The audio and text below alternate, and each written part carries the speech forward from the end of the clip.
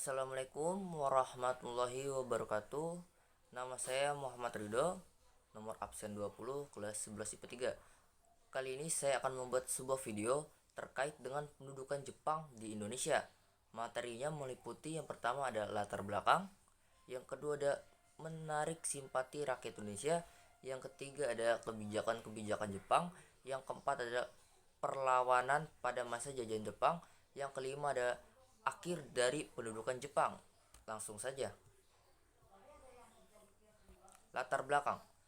Pada tanggal 7 Desember 1941 terjadi peristiwa yang besar. Pada saat itu, Jepang menyerbu pangkalan angkatan laut di Pearl Harbor, Hawaii. Nah, aksi Jepang ini merupakan sebuah gerakan invasi aksi militer yang kemudian dengan cepat merambah ke kawasan Asia Tenggara. Mengetahui hal itu, sekutu mungkin tidak tinggal diam. Mereka kemudian membentuk komando gabungan. Komando itu bernama ABDACOM atau yang biasa disebut American, British, Dutch, Australian Command yang dipimpin oleh Jenderal Sir Archibald Wales. Pusatnya berada di Bandung. Tanggal 8 Maret 1942, Belanda secara resmi menyerah kepada Jepang. Secara otomatis, kemudian Indonesia berada di bawah jajahan Jepang. Simpati Jepang terhadap rakyat Indonesia. Jepang menarik simpati rakyat Indonesia dengan cara propaganda. Di antaranya, yang pertama, menjanjikan kemerdekaan yang dibicarakan langsung oleh Perdana Menteri Koiso. Yang kedua, mengizinkan penggunaan bahasa Indonesia. Yang ketiga, memperbolehkan pengibaran bendera merah putih.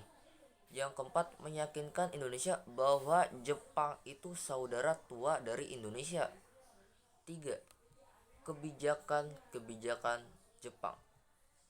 Dalam menduduki Indonesia, Jepang memiliki dua prioritas dalam menerapkan kebijakan-kebijakannya, yakni menghapus pengaruh kolonial Belanda di kalangan rakyat Indonesia dan memobilisasi rakyat Indonesia untuk membantu Jepang memenangkan peperangan Asia Timur Raya.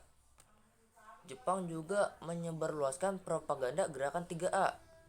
Mungkin teman-teman udah tahu ya, yaitu ada Nippon Pelindung Asia, Nippon Pemimpin Asia, dan Nippon Cahaya Asia. Perlawanan pada jajahan Jepang. Yang pertama ada perlawanan di Aceh. Pada 10 November 1942 terjadi penyerangan terhadap Jepang di Kot Pling. Penyerangan tersebut dipimpin oleh Tengku Abdul Jalil yang merupakan seorang guru mengaji di Kot Pileng. Sebanyak 2 kali Jepang menaklukkan wilayah Kot Pileng.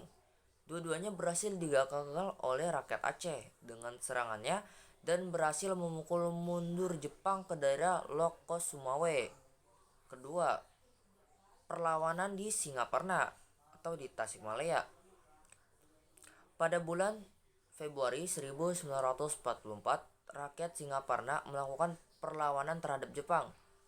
Pasukan perlawanan yang dipimpin oleh Kiai Zainal Mustafa, akan tetapi Jepang berhasil menangkap Kiai Zainal Mustafa pada tanggal 25 Februari 1944. Dan pada tanggal 25 Oktober 1944, Kiai Zainal harus menghentikan perjuangannya setelah beliau dihukum mati. 3. Perlawanan di Indramayu.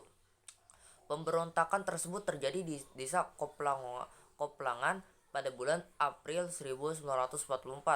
Selanjutnya beberapa bulan kemudian, tepatnya tanggal 30 Juli 1944 terjadi pemberontakan di desa Cidempet atau kecamatan Loh Bener. 4. Perlawanan di Blitar atau disebut pemberontakan Peta.